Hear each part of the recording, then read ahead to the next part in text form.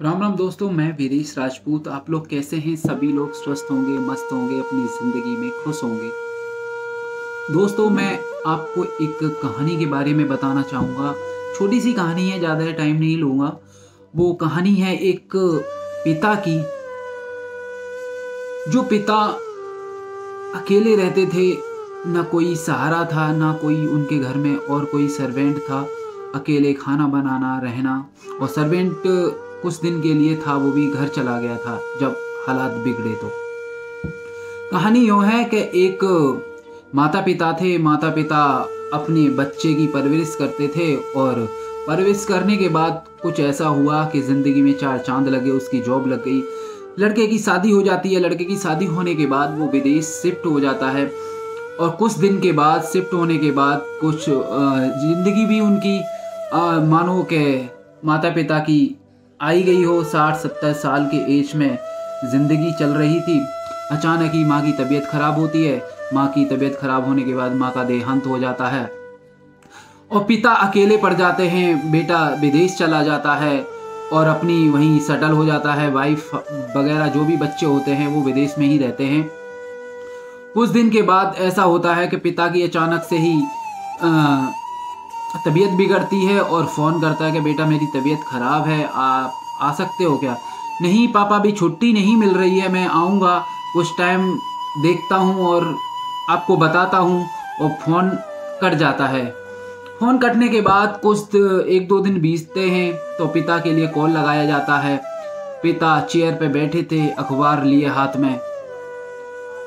अखबार लेकर के बैठे थे हाथ में, तो यूं हुआ कि उनकी जिंदगी मानो थम सी गई हो एकदम। भगवान आए और उन्हें चलने के लिए कहा, और वो दुनिया से चले गए।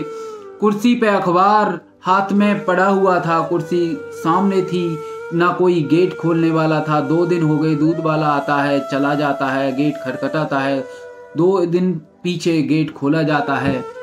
ना कोई बच्चे कॉल करते हैं तो उनका कॉल रिसीव होता है, और देखा जाता है आस पड़ोस के कहते हैं कि अंकल आज निकले नहीं है घर से।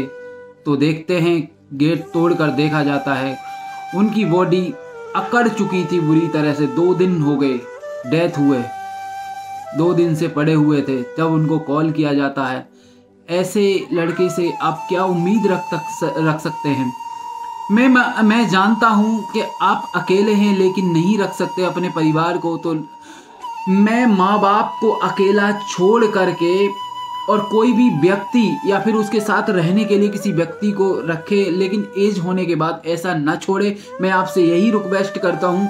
ऐसी स्थिति में जब माँ बाप के सामने इस तरीके का बिहेवियर होता है कि मैं चलो बात नहीं कर रहा, अपनी काम में बिजी हूँ, लेकिन ऐसा नहीं करना चाहिए था मेरे दोस्त तुमको।